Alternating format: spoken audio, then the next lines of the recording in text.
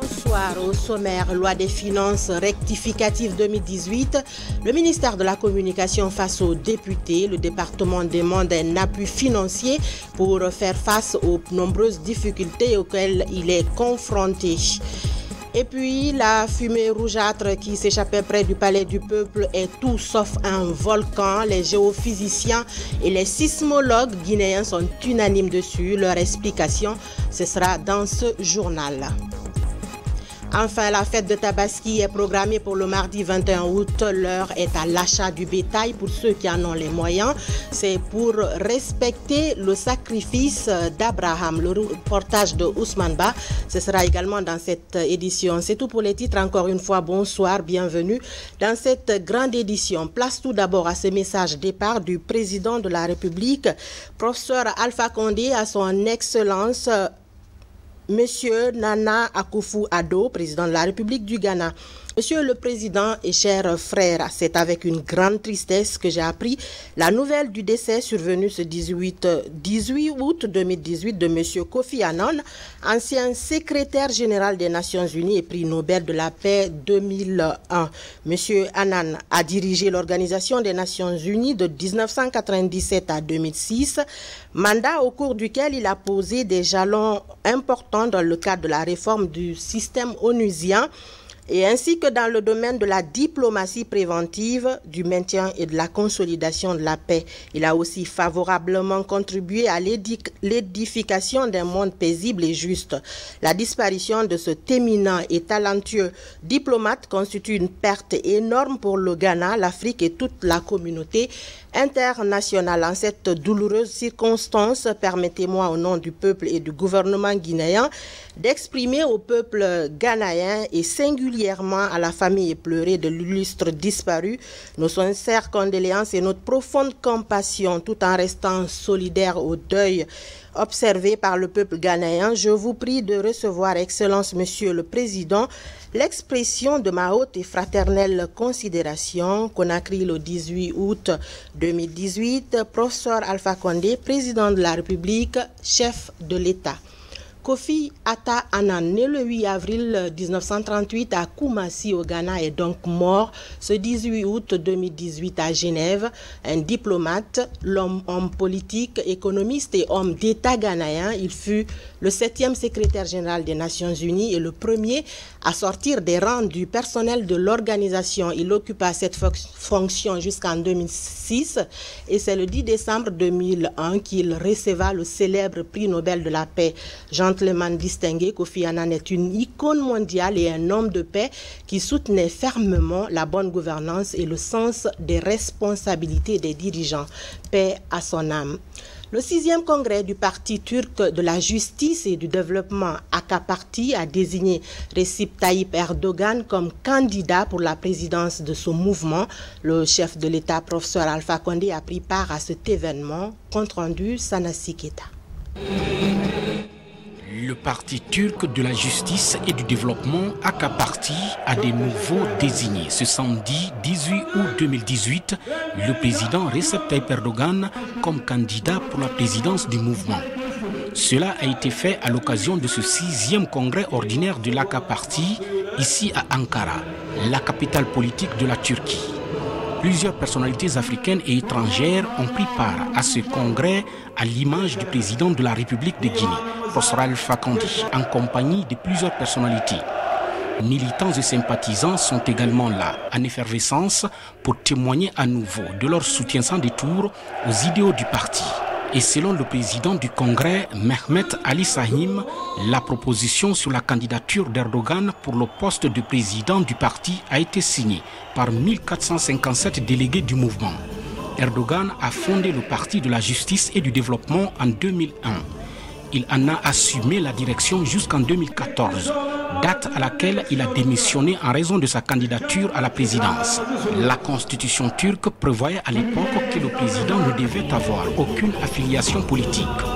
En mai 2017 donc, Erdogan a été de nouveau élu président du parti lors du 3e congrès extraordinaire du mouvement à Ankara. Les amendements constitutionnels votés par les électeurs turcs lors du référendum du 16 avril 2017 permettent en effet au président du pays d'être affilié à un parti. Juste après ce congrès de l'AKP, le président de la République, Prosper Alpha Condé, a reçu en audience son homologue de la Somalie. Au menu de cet entretien qui a duré une quarantaine de minutes entre Prosper Alpha Condé et Mohamed Abdoulaye Moham, en compagnie de leurs délégations respectives, le renforcement de l'axe de coopération Conakry-Mogadiscio. Les deux personnalités ont émis le souhait de faire en sorte que les relations entre les deux capitales soient un réel modèle pour le plus grand bonheur des deux peuples, guinéens et somaliens. Ici à Conakry, les travaux de la loi des finances rectificatives 2018 se poursuivent à l'Assemblée nationale. Plusieurs départements ministériels et directions des régies financières échangent avec les députés pour répondre à certaines questions. Parmi eux, le département de la communication y demande un appui financier pour faire face aux nombreuses difficultés auxquelles il est confronté. Robert Sidutolno nous fait le point.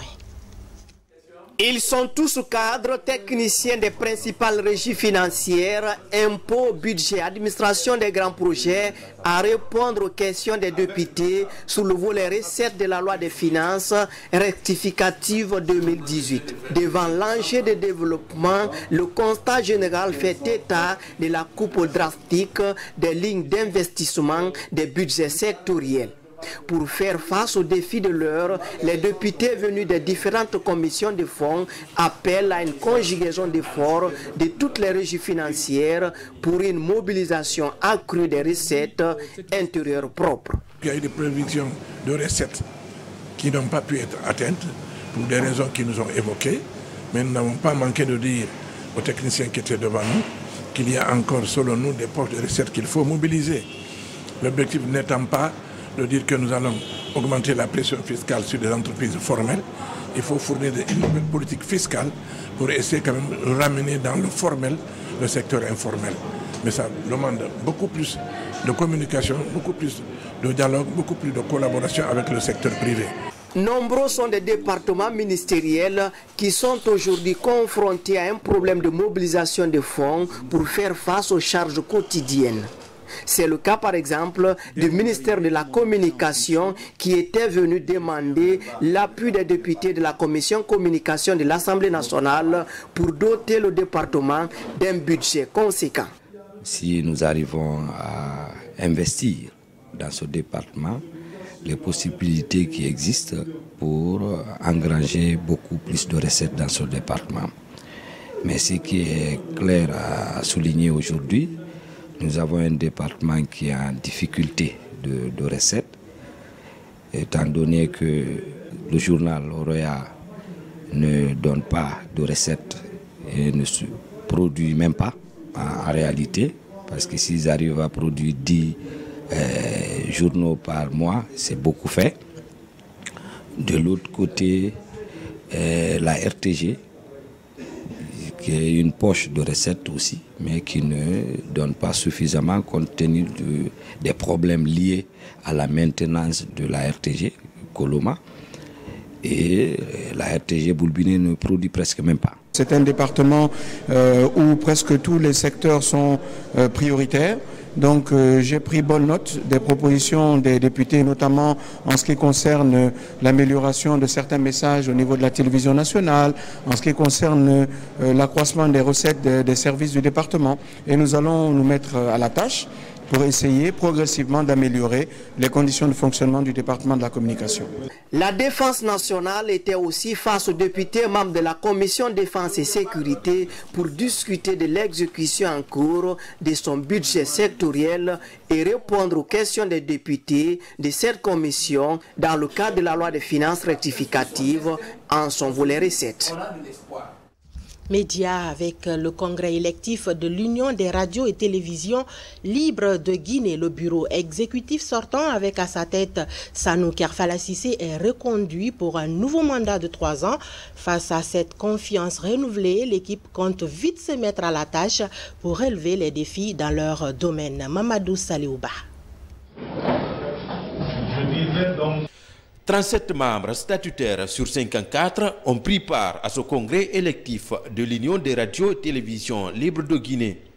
Un nombre estimé suffisant pour siéger. Après les préliminaires, le bureau sortant de 11 membres, avec à sa tête Sanou Kerfala Sissi, est reconduit par acclamation. Nous n'avons pas une baguette magique. Nous savons que les journalistes et les entreprises de presse en Guinée, ces 6 dernières années, traversent des moments très très difficiles. Nous allons nous battre pour que nous puissions créer des modèles économiques pour ces entreprises de presse, faire un nouveau départ, surtout pour l'audiovisuel, afin de pouvoir relancer l'activité professionnelle proprement dite. Et de l'autre côté, nous voulons aussi que nous investissons aussi dans le matériel, dans les équipements. Parce que la plupart des radios qui sont ici aujourd'hui ont leurs installations obsolètes. Reconduit pour un mandat de 3 ans, le bureau exécutif de l'Ultergui a d'énormes défis à relever. La protection des hommes de médias, l'amélioration de leurs conditions salariales, mais aussi leur qualification. La nouvelle équipe compte sur son expérience de ces 3 dernières années pour satisfaire ses mandats. Je pense qu'ensemble on peut, à seul on ne peut pas, mais ensemble on peut. Je pense que l'équipe du bureau exécutif va s'y mettre, redoubler d'ardeur comme elle a fait les années précédentes, et je pense que ça ira. J'ai demandé expressément 2 choses. La première, que le bureau exhorte les patrons des médias audiovisuels à permettre aux journalistes d'avoir un salaire et une protection sociale. Et ensuite, protéger les médias de toutes les agressions extérieures dont les médias et les journalistes sont victimes. Depuis sa création en 2009, l'Union des radios et télévisions libres de Guinée s'active à rassembler les travailleurs des médias audiovisuels privés guinéens. Le grand challenge de l'Union reste l'installation d'un pylône sur le mont Kakoulima pour servir d'émetteur à l'ensemble des médias audiovisuels guinéens. Par ailleurs, le chantier de construction des écoles régionales des arts et métiers de Koya et de Dabola évolue à la grande satisfaction des autorités, des travaux de qualité réalisés grâce à un financement de la Banque islamique de développement à hauteur de 80%. Reportage Moussa Komara.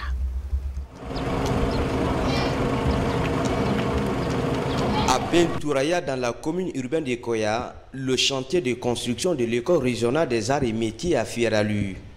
Les gros œuvres sont quasiment terminés, le bloc administratif et 4 autres bâtiments sont sortis des terres. Pour la centaine d'ouvriers déployés sur le site, le coulage des premières dalles et des poteaux des salles d'atelier demeure la priorité des priorités. Cette école est composée de 16 bâtiments, dont 7 bâtiments étages. Parmi les 7 bâtiments à étages, nous avons 3 bâtiments de R+2 et 4 bâtiments de R+1. Actuellement, nous sommes, pour tous les bâtiments à étages, à peu près nous sommes au niveau des dalles. Bon, et sur l'ensemble, nous avons attaqué tous les bâtiments sauf les toilettes. Aux grandes dames de l'unité de gestion du projet, notamment l'administration des grands projets et marchés publics, ces chantiers et écoles accusent un léger retard dans son exécution. Les recommandations issues de cette réunion technique invitent l'entreprise à déployer suffisamment de personnel pour être dans le délai contractuel. Nous avons fait le tour de tous les ouvrages à réaliser. À l'issue de la visite, le niveau d'avancement global des 2 chantiers est estimé à 25%, contre un délai d'exécution des travaux, une consommation du délai de 46%.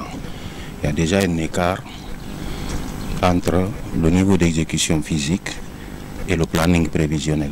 Donc nous avons, à l'issue de ces discussions avec les différentes parties, nous avons fait des recommandations à l'entreprise et à l'administration aussi pour combler le retard déjà accusé. L'entreprise, quelle que soit la notification de ton contrat de construction, tu ne peux le commencer s'il n'y a pas la supervision à côté, en tout cas pour des infrastructures de cette nature. Et ça fait que l'entreprise devrait attendre que la supervision soit là. La BID en est consciente parce que nous échangeons avec le point focal au quotidien. Mais sur le fond, l'entreprise, dans le temps couru, le délai accusé s'est engagé de nous proposer rapidement un plan de rattrapage en proposant une réorganisation de son équipe jusqu'aux activités de nuit. Sur le chantier, les agrégats sont acheminés. Pas de problème majeur dans l'exécution après 7 mois de travaux. Le maître d'ouvrage se félicite de la qualité des ouvrages et remotive le personnel. J'ai bon espoir que dans quelques mois, nous allons revenir ici, nous allons trouver que vous êtes déjà sur les toits. Donc, nous comptons sur vous et vous pouvez compter sur nous pour tout problème qui puisse se poser ici, à votre niveau. Tout comme à Koya, le chantier de Daboula qui abrite la 2e école financée par la Banque islamique de développement évolue à grands pas. Situé au flanc du Mont Saint-Cyri, cet autre chantier avait connu aussi la visite d'une équipe de l'unité de gestion du projet. Objectif, s'imprégner de l'évolution des travaux réalisés par la même entreprise locale. Insertion socio-professionnelle des jeunes, le modèle guinéen inspire des pays voisins. Une délégation de l'armée bissau-guinéenne rend visite aux autorités de l'ASCAD, l'agence du service civique d'action pour le développement. Elle est venue apprécier son approche quant à son appui aux jeunes dans l'apprentissage des petits métiers. Samara Tolno, Bernard Tonguino. Créée en 2011 par le président de la République, le professeur Alpha Condé, l'Agence du service civique d'action pour le développement est l'une des plus grandes écoles guinéennes de seconde chance pour des jeunes déscolarisés et diplômés sans emploi. Depuis son ouverture, plus de 3000 jeunes ont bénéficié du coaching des dirigeants de cette école civilo-militaire. À ce jour, près de 80% de ces jeunes ont déjà réussi leur insertion socio-professionnelle. Ce modèle de réussite et d'employabilité des jeunes fait écho dans la sous-région ouest-africaine. Cette délégation de haut niveau de l'armée bissau-guinéenne vient s'inspirer du modèle guinéen. Parce que Guinée-Conakry et Guinée-Bissau sont pauvres. Comme nous savons, la Guinée-Bissau et la Guinée-Conakry, c'est le même pays. Donc tout ce qui est des projets avantageux pour la population guinéenne, qui est bon pour la population guinéenne, nous aussi nous pouvons venir à côté de vous pour pouvoir apporter ça chez nous au profit de notre population. Possibilidades que tem, dinâmica que tem durante esse pouco anos que exercício.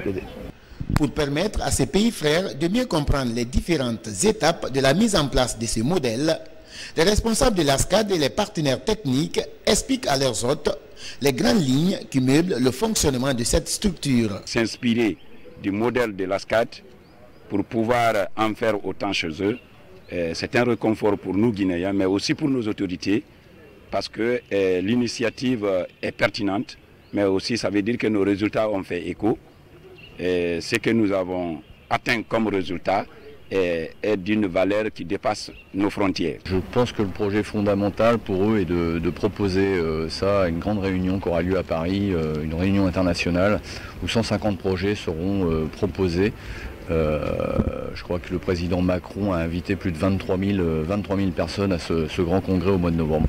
Donc je leur souhaite de réussir, de monter un bon dossier, que ça soit validé et qu'ils puissent avoir l'appui et la participation de la France, parce que pour nous c'est un plaisir de venir travailler à côté de nos collaborateurs et nos frères guinéens. Satisfaite des échanges, la délégation bissau-guinéenne quitte Conakry avec une seule ambition, installer son agence de formation d'ici à la fin de cette année pour le bien-être de la jeunesse du pays. Les petites filles d'aujourd'hui sont les femmes de demain si on leur permet bien sûr de bien évoluer et de vivre leurs rêves. Mais le mariage des enfants devient de plus en plus un frein à tout cela. La situation préoccupe les acteurs de la société civile guinéenne. Le club des jeunes filles leaders, avec le soutien de l'OIF et de Plan International, sensibilise les citoyens pour stopper ce fléau. Un carnaval vient d'être organisé au niveau de certains carrefours et marchés de Conakry. Fatoumata Batouli Diallo, Nabi Kamara.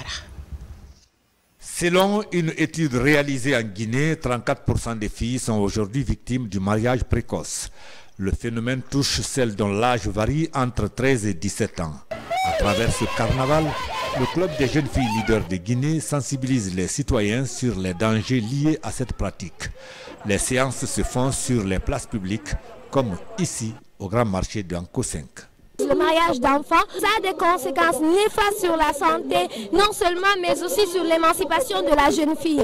Pendant ces vacances, nous avons remarqué qu'il y a beaucoup de cas de mariage des enfants sur notre table. Donc il est important pour nous qu'on sorte sur le terrain, dans les marchés, au niveau des ronds-points, pour informer la population que le mariage des enfants n'est pas bon pour nous les filles. Parce que non seulement lorsqu'elles sont mariées, elles feront face à beaucoup de difficultés et elles ne pourront pas réussir deux choses à la fois.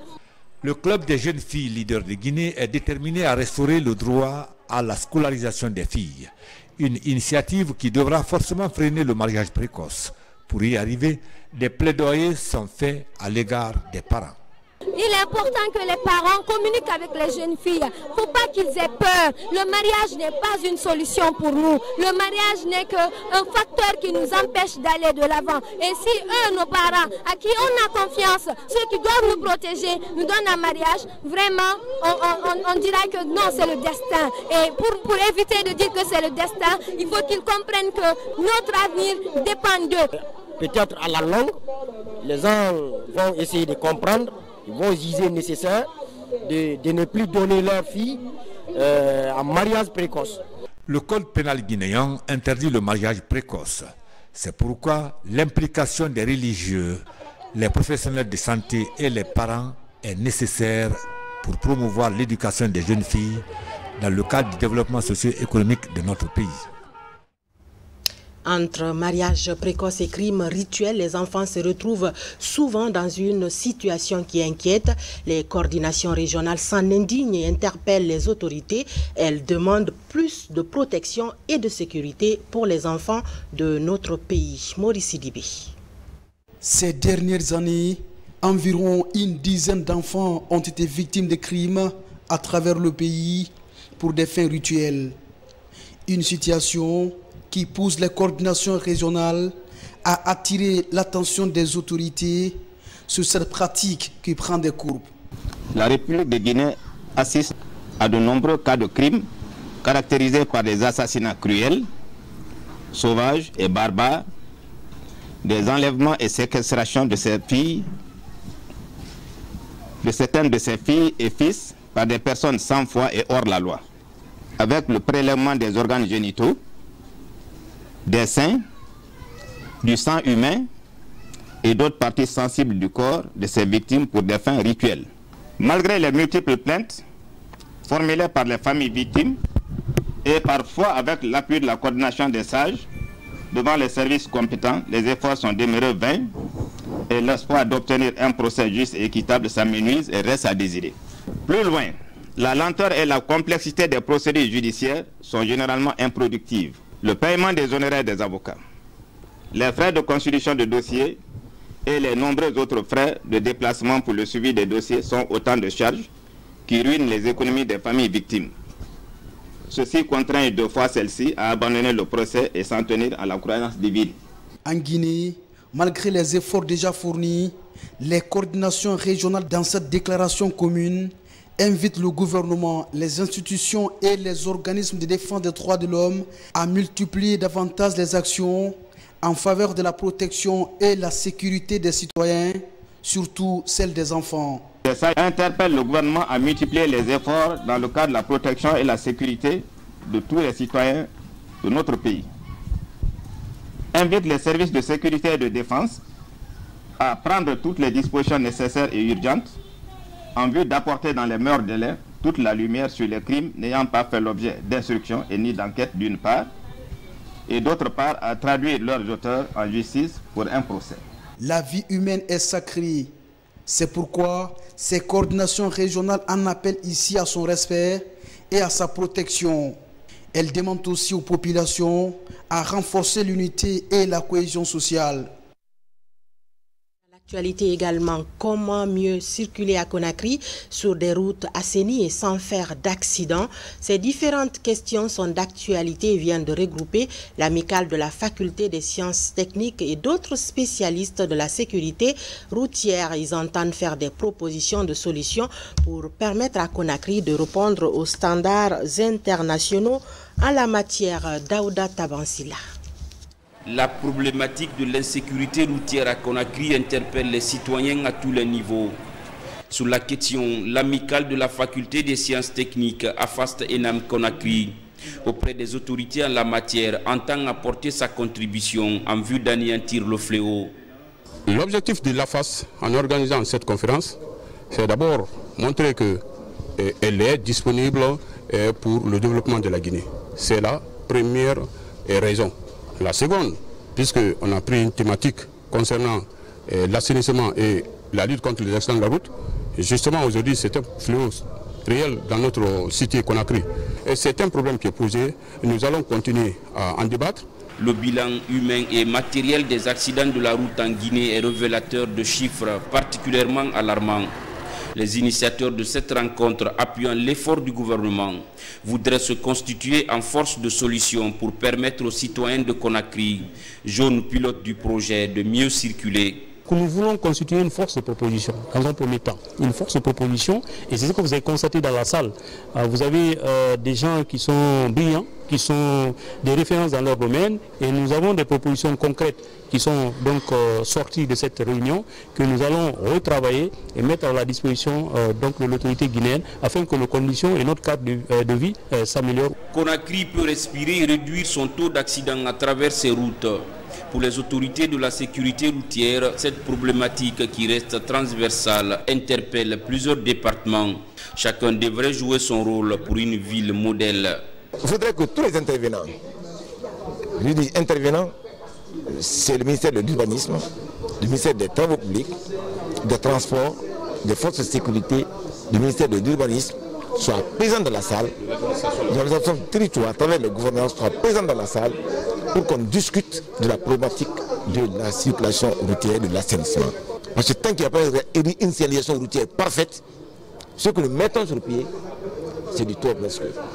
Parce que tu ne peux pas dire à quelqu'un que tu ne dois pas faire l'excès de vitesse sur cette route si elle n'est pas matérialisée. Pour les organisateurs, cette rencontre sur l'assainissement de la sécurité routière n'est qu'une première. D'autres actions sont prévues en vue de faire de Conakry une ville qui répond aux standards internationaux. Le Rotary International lance son action d'intérêt public au centre de santé du kilomètre 36 dans la préfecture de Koya. Ses membres sont allés démarrer cette activité qui envisage de contribuer à améliorer la santé de la mère et de l'enfant. Nabila Kamara, Valérie Talimane. C'est ici, au centre de santé du kilomètre 36, que le Rotary International District 9101 a entamé la matérialisation de cette action en faveur des enfants. Le projet comporte deux axes majeurs, à savoir la prévention et le traitement des maladies et le renforcement de la santé de la mère et de l'enfant. Ceci marque la première action d'intérêt public au compte de cette année rotarienne, sous le thème Zéro palu et vaccination complète des enfants. Nous avons ciblé la population du kilomètre 36 parce que ça couvre quand même une large population et c'est pourquoi nous sommes venus pour faire la vaccination et pour distribuer des couvertures. Il y aura une formation aussi. Ce sont des activités qui rentrent vraiment dans nos domaines d'action. La vaccination est le meilleur moyen de protéger les enfants contre de nombreuses maladies. Elle permet chaque année de sauver des millions d'enfants à travers le monde. Et le choix porté sur ce centre réjouit citoyens et autorités de Koya. Je suis venue pour vacciner les enfants et vacciner les enfants c'est très important parce que les maladies ne sont pas bien, tous les enfants sont presque victimes de ça quoi. Donc le polio. Donc je suggère à toute une mère de vacciner son enfant. Sans risque de me tromper, c'est le meilleur centre de Koya pour le moment. Mais je suis en train, avec nos relations, nos partenaires, pour que le centre-là soit transformé en centre de santé amélioré. L'attraction de kilomètre 36 est très forte, très forte. Aujourd'hui, grâce aux multiples campagnes de vaccination contre la poliomyélite, Le taux de paralysie des enfants a baissé de 359 il y a 4 ans à 21 enfants l'an dernier. Et depuis le début de l'année 2018, le constat fait par Rotary n'a révélé aucun cas d'enfants paralysés dans le pays. Il n'y a pas de volcan en Guinée, c'est la réponse des spécialistes suite aux spéculations faites sur la fumée rougeâtre qui s'échappait récemment non loin du palais du peuple. L'assurance est donc donnée, cette fumée n'a rien de volcanique, c'est juste un pot de signal de détresse maritime qui aurait échappé à un navire en mer. La dite boîte a même été présentée ce week-end aux médias. Suivez ce reportage de Abdelaziz Baldé rendu par Algassim Obar. Il y a quelques jours, la vidéo d'une supposée fumée s'échappant d'une roche en bordure de mer non loin du palais du peuple avait fait le tour des réseaux sociaux. Cette nouvelle ouvrait ainsi la voie à toutes les rumeurs. Beaucoup de citoyens, tiraillés entre peur et interrogation, veulent avoir des explications. Ce week-end, une équipe composée de techniciens géophysiques et de sismologues était sur les lieux pour apporter des réponses. Donc j'ai sillonné ici pendant 3 jours et c'est le 3e jour seulement que j'ai pu mettre la main sur cet appareil. Cet appareil, c'est un fumigène. C'est un appareil qui est conçu par les Anglais en cas de détresse marine. Tout navigateur qui doit aller en haute mer doit utiliser cet appareil en cas de détresse. Il va le lâcher, il va enlever la guppy sur la tête et le lâcher en mer. Et c'est cet appareil non utilisé qui a échappé sûrement des navigateurs en haute mer. Et comme l'eau a l'horreur toujours d'un corps étranger en son sein, et cet appareil a fini par se retrouver au niveau de côte et où au palais du peuple. Donc c'est la raison pour laquelle nous sommes venus, on a cherché jusqu'à ce que j'ai retrouvé cet équipement et j'ai trouvé effectivement que c'est cet équipement qui était à la base. Et j'ai mené des enquêtes aux environs et ils m'ont signifié effectivement que c'est à cet endroit exactement la fumée était sortie. De la ville de Conakry est assise sur des dunites qui n'ont rien à voir vraiment avec les roches volcaniques dans le vrai sens du mot. C'est une structure vraiment qui est assez ancienne et beaucoup plus stable. Je vous dis à la base que le continent africain en tant que tel se trouve vraiment sur un craton vraiment suffisamment solide. Le pot signal de détresse maritime est un objet conçu pour secourir les marins ou navires en potentiel danger. Aujourd'hui, de nouvelles mesures sont en cours de réflexion pour mieux gérer d'éventuels cas similaires. Quand même, de façon anticipative, déjà engagé beaucoup d'actions dans ce domaine-là, notamment en ce qui concerne la prévention du séisme, des cas de séisme en Guinée. Nous avons créé ce service qui s'appelle Centre de géophysique et de sismologie.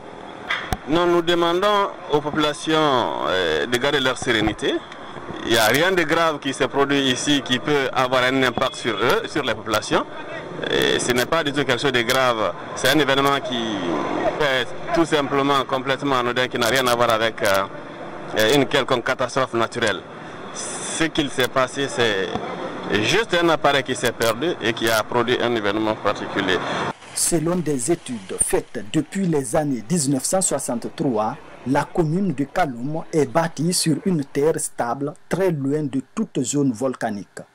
À date, le département des mines et de la géologie travaille sur différentes thématiques pour faire face à toute situation d'urgence liée au sol et au sous-sol. Voilà qui est clair, cela devrait taire toutes les rumeurs à propos de ce volcan imaginaire. L'Aïd el-Kébir, encore appelée fête de Tabaski ou fête des moutons, sera célébrée mardi dans plusieurs pays musulmans. Ici en Guinée, beaucoup de citoyens préfèrent partir la célébrer dans leur village auprès des leurs. En ce moment, les gares routières ne désemplissent pas et les convois en direction des préfectures se multiplient. Yaya Silla s'est rendu à la gare routière de Matam pour voir cette atmosphère. Suivez son reportage. La gare routière de Matam, l'une des plus grandes du pays. Une journée très mouvementée. Pour de nombreux citoyens, c'est le départ pour l'intérieur du pays à l'occasion de la fête de l'Aïd el-Kébir. Ali Kalo est parmi ces citoyens qui préfèrent fêter au village auprès des parents. Pour juste passer la fête avec ma famille. La fête de Tabaski puis constitue la presque seule occasion pour nous puis de rentrer voir notre famille. Sur les différentes lignes de départ pour l'intérieur du pays, les chauffeurs et syndicats des transporteurs routiers de Guinée sont préoccupés à embarquer les bagages afin d'éviter d'éventuelles pertes de colis pendant la traversée. Ils se réjouissent de l'abondance des clients. Notre problème est qu'entre le pont Kaka et Koya, il y a encore des coupeurs de route. Dans les 72 heures qui suivent, la communauté musulmane va célébrer la fête de l'Aïd el-Kébir ou fête de mouton. Si pour les voyageurs, c'est un moment de partage et de prière avec les siens, pour les transporteurs et leurs syndicats, ici sur les lignes de l'intérieur du pays, c'est bien le moment de se faire un peu de sous. Qui dit Tabaski dit aussi immolation de bétail, quel qu'il soit et selon les moyens. À quelques heures seulement donc de la fête, les transactions dans les parcs à bétail ont commencé et les prix se négocient selon la taille de l'animal choisi. Ousmane Ba a assisté à quelques marchandages. Je vous propose de suivre son reportage. Carrefour Yembéa sur la route Le Prince. À quelques heures de la Tabaski, le parc à bétail commence à être pris d'assaut par des clients désireux d'immoler un bétail le jour de la fête de l'Aïd el-Kébir. Ici, les prix se négocient selon la taille et le type d'animal. Le bélier pour certains et le bœuf pour d'autres.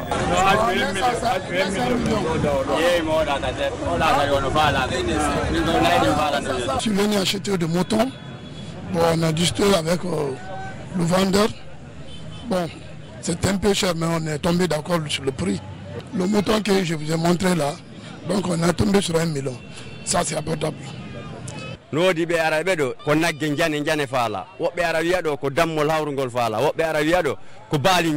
prix varient selon la taille de l'animal, à partir de 700 000 pour les moutons et à partir de 2 500 000 jusqu'à 3 millions et quelques pour les bœufs. En tout cas, les clients sont satisfaits et il y a de l'affluence. Pendant que les clients affluent, certains animaux sont transportés du pays profond et d'autres sont importés du Mali. C'est pour permettre aux clients des derniers instants de trouver leur compte. Le tout se passe sous le contrôle d'un médecin vétérinaire. Sur le plan sanitaire, nous avons moins de problèmes cette année par rapport à l'année passée, là où on a enregistré les cas de PPR. Mais cette année, il y a moins de cas de PPR, donc les gens peuvent venir s'approvisionner ici librement. La même ambiance règne dans d'autres parcs de la capitale. C'est comme ici, au Camp Carrefour, où les transactions se passent plus ou moins bien, en attendant les dernières minutes, qui sont souvent les plus mouvementées. C'est la fin de ce journal. Merci de nous avoir accordé votre attention. Vous pouvez continuer à nous suivre sur notre site www.rtgcoloma.info. Je vous souhaite à tous un très bon week-end.